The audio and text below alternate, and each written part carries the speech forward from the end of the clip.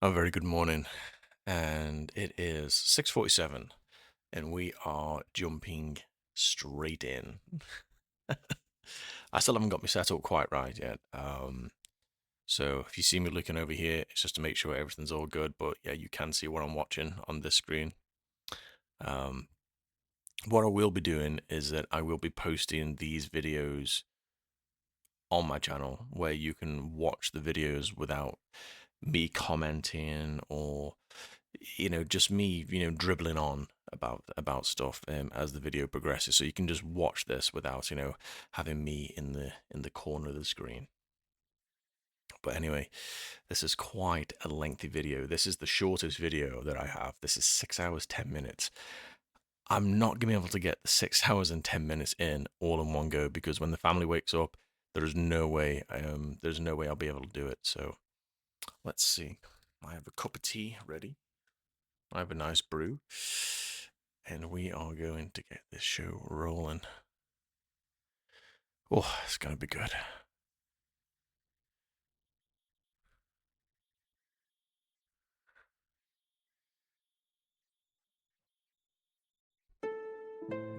Hopefully you stick to the end of this whole thing. Once you are awake, it is almost impossible to fall back to sleep again.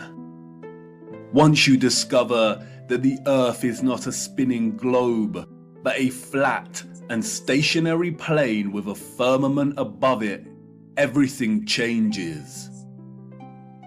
The trusted voices and satanic scientific priests who once shaped our reality and understanding of the world are no longer reliable. Our first-hand experience of the Earth as a stationary realm is at odds with their fabricated narrative of space and spinning planets. The scarring of our land and the barbaric mining of Earth's once majestic giant trees is at odds with the history books and geological narrative. And the awake are left wondering, what on earth happened? If they've lied about the Earth, space, and the destruction of our flat realm, then how can we trust the official mainstream historical narrative? The historical narrative, like the heliocentric model, does not make sense. It doesn't add up. And all it takes is a closer examination, and their lies, which have governed our understanding of history and the world since our birth, begin to fall. Now, it's weird as he's saying this stuff that, like, I've touched on some things before, and yeah, we all know that, like, the governments um they don't really tell the truth, do they, or anything like that. And so I think a lot of people know that there's something wrong. There's something wrong with the wheel, but they can't put the finger on what it is. So I think this is going to explain it. It's going to be interesting, but that's just my little thought there. Apart. Let's stir the mind with a few contemplations. We are told that the first true power tool was invented in 1895, when a German company combined an electric motor with a manual drill. The drill weighed 16.5 pounds and required multiple operators. It wasn't until 1957 that a company called Bosch began designing power tools in bulk that were both economical and powerful. So then how did our historical ancestors, a more primitive, underdeveloped people, design and build some of the structures we encounter? Right. What about all the gigantic monolithic stones we encounter? Look at that. That have been cut with such precision. Precisely. Ask yourself, could you repeat this today with the arsenal of equipment we have at our disposal? Nope. And what about the magnificent ancient step wells of the East?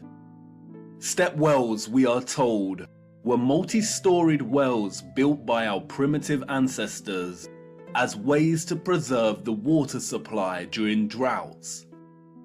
But look at the intricacy and complexity of these structures. Look at the glory and the finesse. It's Look at the impressive. geometric precision. All dug out and crafted from using hand tools. Yeah, right. Yeah, it's like when you look at stuff like this.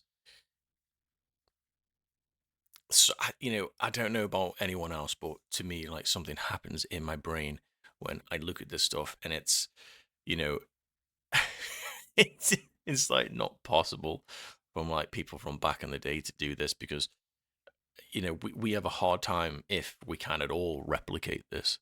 So something's missing, and I speak for a lot of people when I say that we know internally that something's wrong, something's missing. What we're told is not exactly the truth. Again, because like the people that tell us don't really tell the truth. So how can we trust that? But yeah, when he says stuff like this is yeah. Anyway, I'll keep my rabbiting on to a minimum. What about the gigantic canal networks we find all over the world? The Erie Canal in America was allegedly built between 1817 and 1825.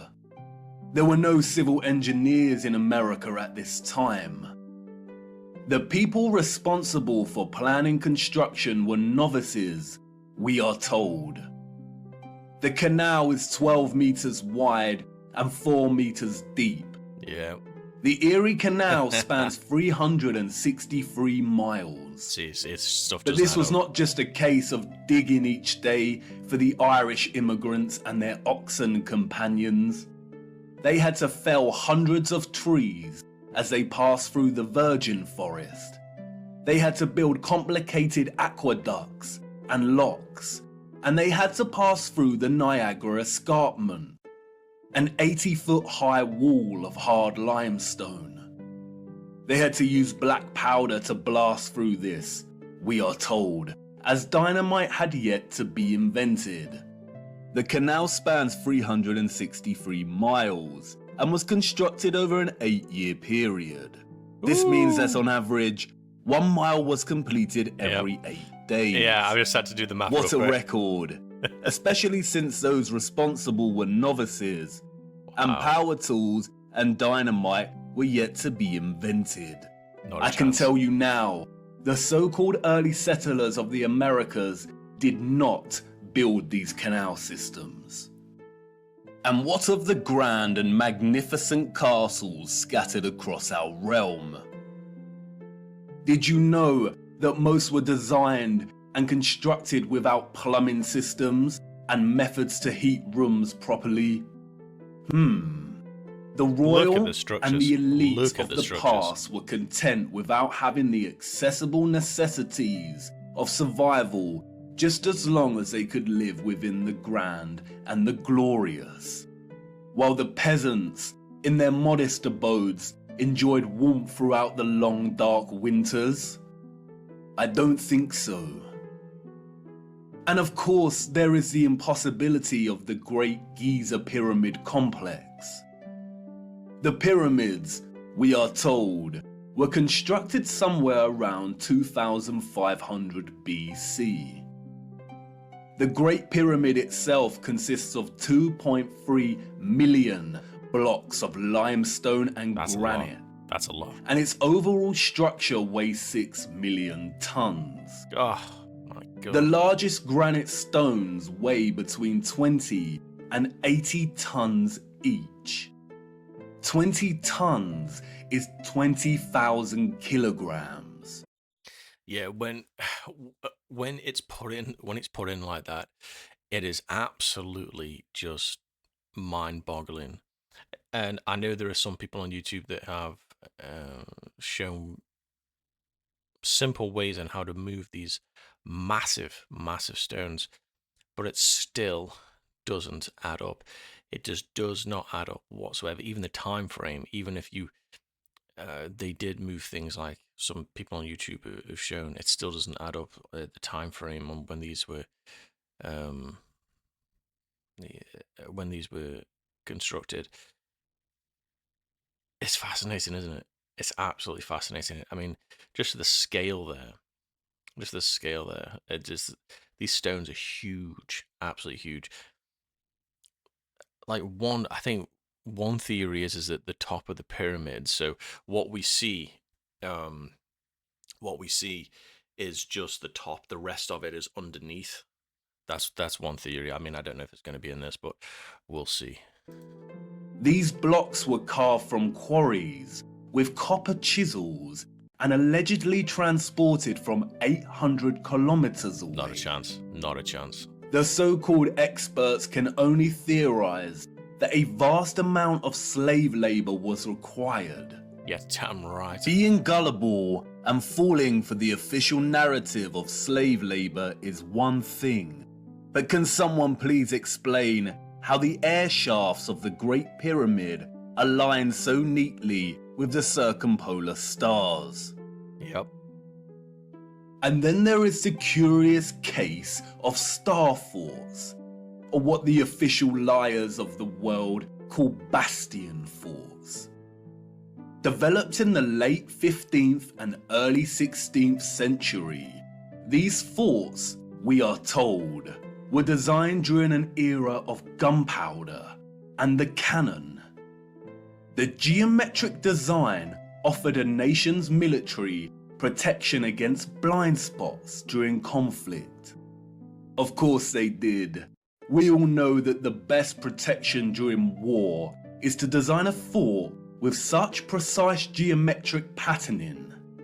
Has any real historian ever stopped to think just how perfect the geometry is here? Our primitive ancestors did not have the technology to view structures from above, but they still managed to achieve this? Give me strength. There is no way. We could not produce such perfect geometry on this scale today. No. We've been fooled once again. We have been indoctrinated with a false historical narrative and timeline. And, like the silly heliocentric model, all it takes is a closer look at this narrative and things soon start to fall apart, and the lies become so blatantly evident. Let's take a look. Because of their satanic lies, piecing together an accurate, honest historical timeline has become an impossible Rubik's Cube. The official narrative, a Pandora's box, only offering us tiny clues, half-truths, and deceptions. The stitchings of our true historical timeline have been loosened. The contents erased and muddled before we were even born into this world. And herein lies the problem. How to know where you are going if you don't know where you are in the first place? Very true, very true. But you see, awakening is truly a gift. Once awake, we learn that we've always had the answers right in front of us. We've always had more than we know. But we had to regain our sight first before things started falling into place. Before things started to make a little more sense. And here we are again, viewer, at the precipice of another great journey. What if I told you that before us there existed a civilization that was responsible for the most advanced technology ever developed, and that it was their understanding of the workings of our flat realm that was key to their innovation? And what if I told you that it is highly likely that our true history as a people only begun just over 200 years ago. Would you think of me as mad once again? Nope. Do I I don't think so. sound as preposterous as when I first told you that the Earth is flat? That's interesting. Perhaps. And that's why I need to show you. What I hope to show you is one of the greatest cover-ups of all time. It is on par with the heliocentric lie in its enormity and the impact it has upon humanity. And, as I will try to show you, it is inextricable from the true nature of our flat realm Earth, and you cannot understand one without understanding the other. We cannot waste time, for we must journey in search of lost time. At its heart, this is a story about deception. It is also a story of endings and beginnings, of death and rebirth. And please bear with me. Due to the deceptions and falsities underpinning our historical narrative, this story cannot be told in a linear fashion. We need to go back and forth in time to really draw out something that brings us a little closer to the truth. Okay, It is also imperative to understand that, like much contemporary science, history as a discipline was corrupted a long time ago. At its most innocent, a lot of established historical narrative is guesswork. But at its worst, it is a set of lies agreed upon, as the so-called Napoleon put it so succinctly. We are going to be digging in the dark. No historian will be there to help us. We are alone in this journey. Our journey is a hunt for things buried in plain sight. And things may become a little uncomfortable at times, but it is necessary. We have been living a comfortable lie for far too long now. Yeah, I think at this point, excuse me, I get what he's saying here. Like, it is going to be uncomfortable because when you watch this stuff, yeah, your mind has to be open. Like, it has to be open. I think if you're watching this stuff and you're already set in your ways, I think this is one of it's very painful, very painful. Excuse me, that tea and that black seed oil is it's quite strong. So excuse me about that. So when he says it's going to be uncomfortable, I sort of I get what he's talking about, because there are things that have happened to me where I've been, where there's like this the veil has been lifted a bit, and it's extremely painful because you're so used to doing X, Y, Z, but that X, Y, Z is something that the establishment has put in place for you. It's not you, so to speak. It's what the establishment wants you to do, wants you to see, and wants you to think. So once that's lifted and you start using your own brain, I think there was a scene in Starship Troopers where Mr. Is it Radchek or something like that. I'm a big Star Wars Star Wars. Yes, I'm a big Star Wars fan and Starship Troopers fan. God, it's too early in the morning for this. But he said, "Figuring things out is the only freedom anyone really has. Use that freedom." And I think that's the quote. And it's so true, because once you start figuring things out for yourself, it's like your mind literally opens up. It is ridiculous. But I get what he's saying. This is going to be very uncomfortable for people. And I think there was a another quote from The Matrix, um, where Morpheus is explaining to Neo that the vast majority of people are so dependent on the system that they will fight to protect it, because they're that dependent on the system. And it's true. It's true. And I think he also says that they never release a mind once it gets past a certain age because the mind has trouble letting go. And then again, that's also true when it comes to this stuff, because when you when you watch this, your mind will the programming that's already in you will clamp down tremendously hard, and it's fantastic what they've done. Anyway, I don't want to get too ahead of myself here, so we'll carry on with this because there is a lot of video to go through. Come on, jump in and put your seatbelt on. Oh yeah, For to ready. understand our place in the world, we need to do the unthinkable. It's time for us to take a journey back to the future.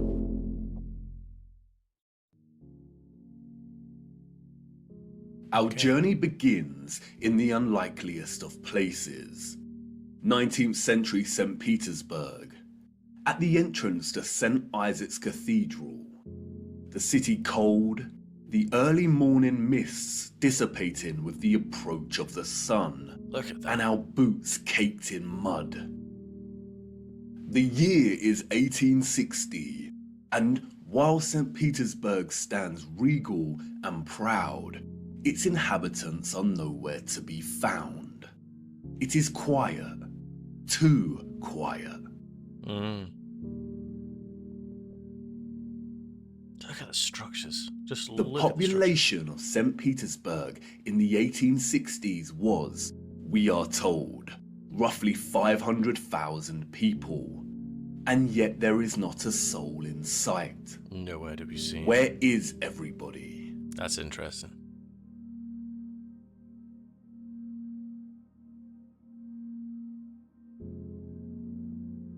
There's no way this was built.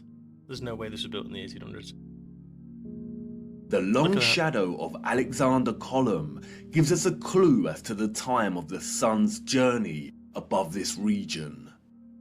Long shadows only occur during morning or evening. It must be morning, but it appears that no one has surfaced yet. If we travel 400 miles across to Moscow, we see the same thing. Empty, quiet streets. In 1860, Moscow shared a similar population with St. Petersburg, roughly 500,000 citizens. But again, where is everybody? Look at the structures. There's no way people at that age period built this stuff. Not a chance. What about the rest of the world during this time period? Edinburgh, Scotland, 1840s.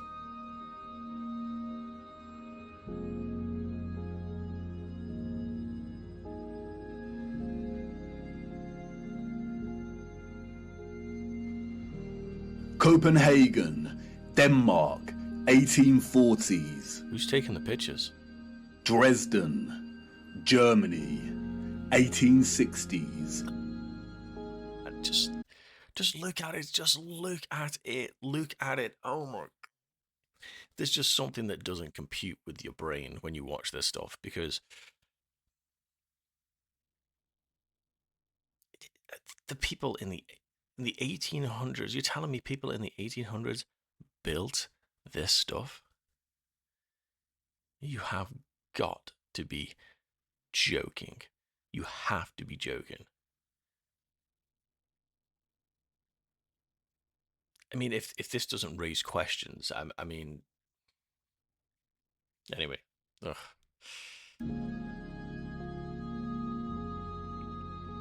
Rio in Brazil, Look at that. Just look at it. 1860s. Toronto, Canada, 1860s. There's nobody here. There's nobody.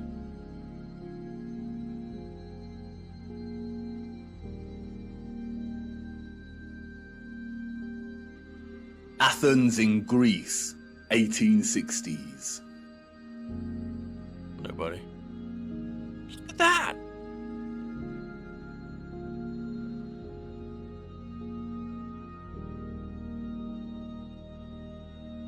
And then London, finally, People. people.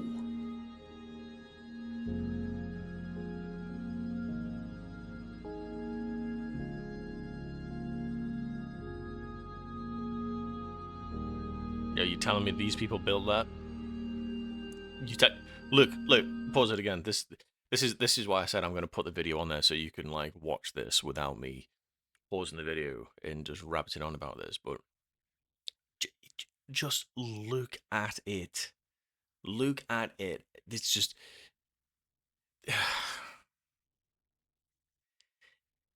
This is mind-boggling. This is absolutely mind-boggling that you have people that are clearly horse and cart, and you're telling me they built this stuff. Not only built this stuff, the level of detail in this stuff is ridiculous. Not a chance. Not a chance. I know what the narrative says. I know what the establishments around the world will tell you. It's a crock of crap. There is no way people in horse and carriage built this stuff. No way. We can't even do it now. And we're so far advanced than the people in this picture when it comes to technology. We can't even do it now. No way. There's no way. My brain is hungry.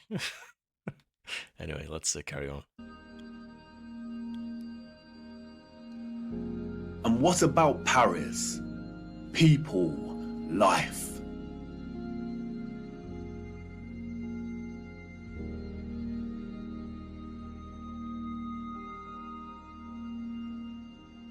The first photograph, we are told, was created in 1822. The art of photography relies on methods of juxtaposition, of comparison and contrast to deliver its message and sentiment. It's very true. In these old photographs, we do not find the same deliberate techniques of juxtaposition that contemporary photographers craft into their art, but rather we find natural contrasts that are so important and central to navigating through our deceptive history. Contrast is a phenomenon, natural or artificial, in which meaning is generated and conveyed through the comparison of two opposing elements. When looking at 1860s Russia, there is an immediate contrast between the lack of population and the sheer size of these cities. Even in the 19th century, both Moscow and St. Petersburg are enormous. The infrastructure found in the photographs could hold a population well into the millions. That's true. Why are the cities so vast if the population was only 500,000 in each? Furthermore, the official narrative gives us a population that increases in a linear fashion from 1764. Many of the buildings we see here were built years before the photograph was taken. Did the Russians just plan well in advance? But it's when the population is introduced into these photographs that a new contrast emerges that is staggering. That is, between the people and the environment itself. It may be the reduced population numbers, or it may be the monochromatic starkness of the black and white images, but they present to us something that we've lived amongst our entire lives and never paid any mind to. That is, the enormity and impossibility of the architecture.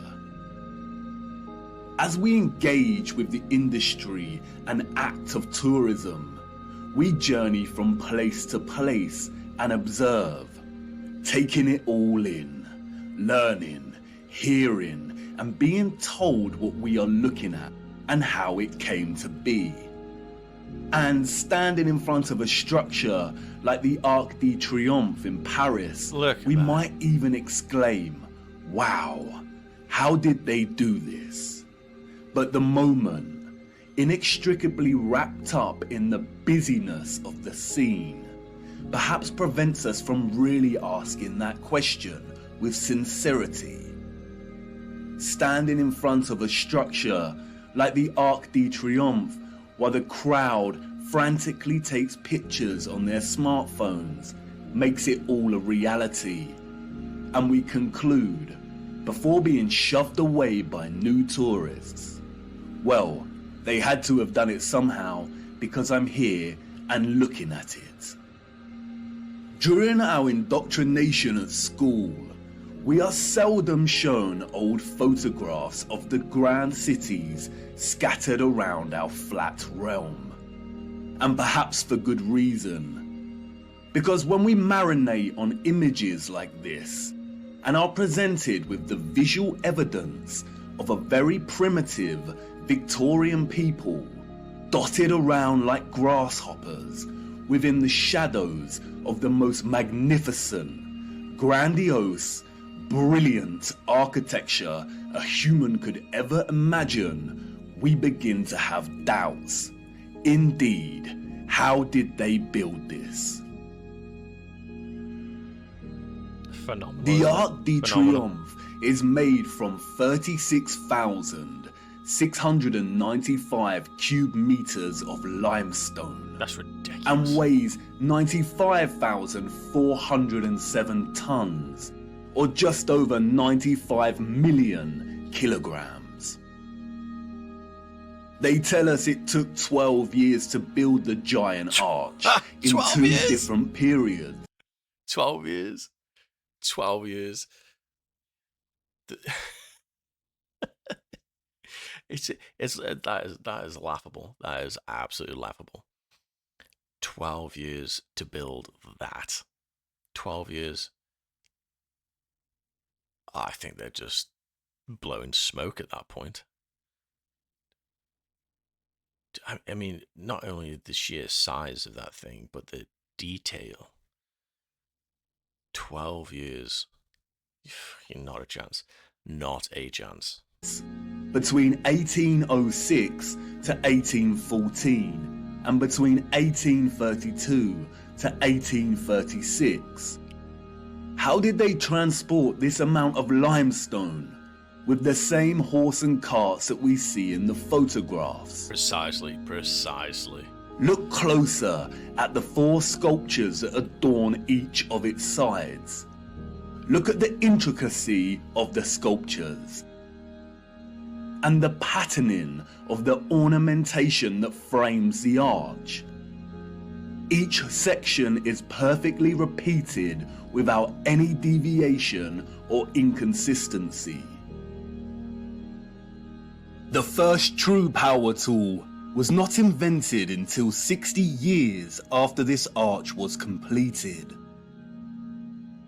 They tell us this was crafted by hand. Is that even possible? And then there is the ceiling of the arch. Look at that. Immaculate, 3D sculpted roses, perfect in their geometric symmetry. The nuance of the detail and finesse of each petal and cross-section borders is overwhelming. Look at the rest of Paris during this time. Again, a plethora of unbelievable, gigantic, and magnificent structures. The city's infrastructure glorious, and the people and their means of transport primitive, unsophisticated, and seeming not at all developed to the point of producing a city like this. The roads are improperly paved and uneven. They are dirty and muddy. We also see buildings during this period in which the architecture aligns with the inhabitants. Buildings of misshapen proportions, less developed and refined, charming in their own way, but coarse in their use of wood and plaster. This is exactly the type of architecture we expect of a generation of horse and cart. Yeah, no. A generation ignorant to the discoveries in technology that would follow in the years to come. Furthermore, at the time of this photograph, the arch is roughly 40 years old since its completion. Yet can you see how worn some of the parts of the structure are? We see weathering on the stone that suggests the arch is much older. As we approach the late 19th century, we see that the people of Moscow have finally decided to leave their homes and venture out into the streets. The infamous Red Square, now bustling with life. St. Basil's Cathedral and the Spasskaya Tower dominate the frame of the square.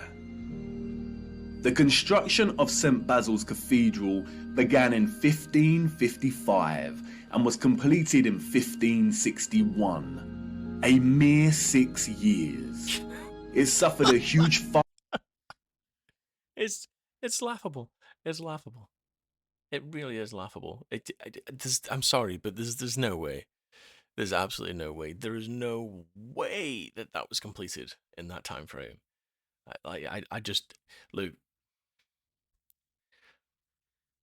I don't care who you are or or what indoctrination that you have had, but that is just, it's not possible. It's not possible. You might say, "Oh, that's your limited mind," and no, seriously, excuse me, that is ridiculous. That is, there's no way you can create something like that in that time. Not even today. Not even today with the technology we have now. Like, something is amiss. You have to admit that. Something is wrong. Fire in 1737 and underwent restoration over a 20-year period. But look at it. What a structure. I mean, yeah, look at it. Almost unreal and like no other. It is composed of thousands of red bricks and tin sheet metal that has been shaped into the distinctive onion domes we see. Look closer at the intricacy of the domes. How did they bend metal to achieve such precision and perfection in the 18th century? And again, if they had the skills and dedication to build a wonder such as this, then why are the conditions of the roads so poor and covered in mud? Exactly, there's no roads, it's just literally mud. We see these incredible structures and buildings everywhere in 19th century photography. We have the wondrous Crystal Palace of London, a monstrous structure with the greatest area of glass ever seen in a building, and all constructed before England had automatic glass manufacturing. We have Westminster Abbey and Parliament. Wow. We have the old Euston Arch, constructed out of pure sandstone in 1837, and streets unpaved and full of mud. Why did these people not prioritize the streets they walked upon? The Frauenkirche, the domed masterpiece of Dresden, Germany. Its intricate and opulent splendor in direct contrast with the beat-up wagons and horse-pulled carts of the people below, a people dependent on the bare necessities. A people completely dwarfed by its size and majesty. The Library of Parliament in Ottawa, Canada, built over a period of 17 years. The first major settlers arrived in 1800, and at the time of construction, the city's population was under 20,000. Would a grand, glorious library really be a priority for settlers? Why That's does the ridiculous. building look like it's been cropped out of Europe and pasted into Canada? Even at the turn of the century, 40 years before Bosch economized the power tool, we have the old Penn Station in New York. Good God. Look at the size of this. Completely mind-blowing proportions. Like, I mean, I'm coming up to the half an hour point now. I might have to um, continue this on after family duties, but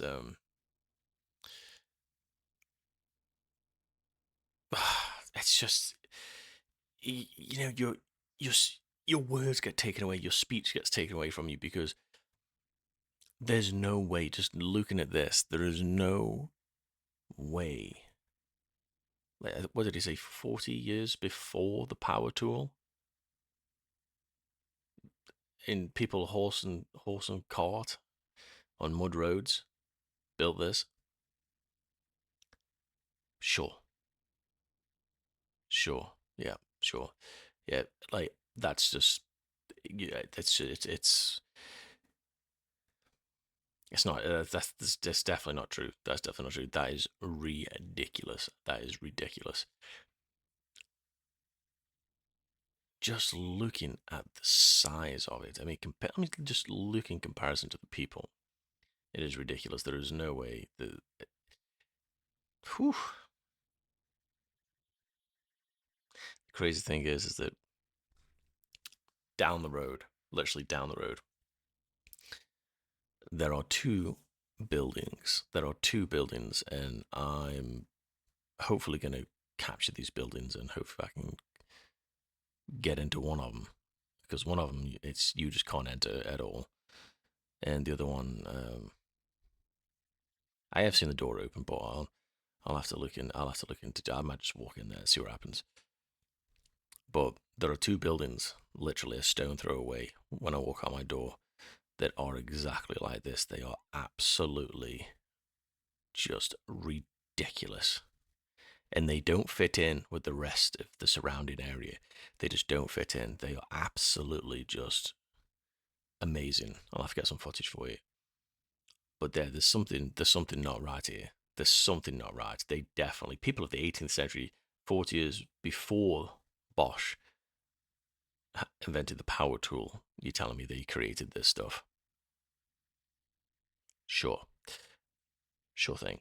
If people want to live in there, um,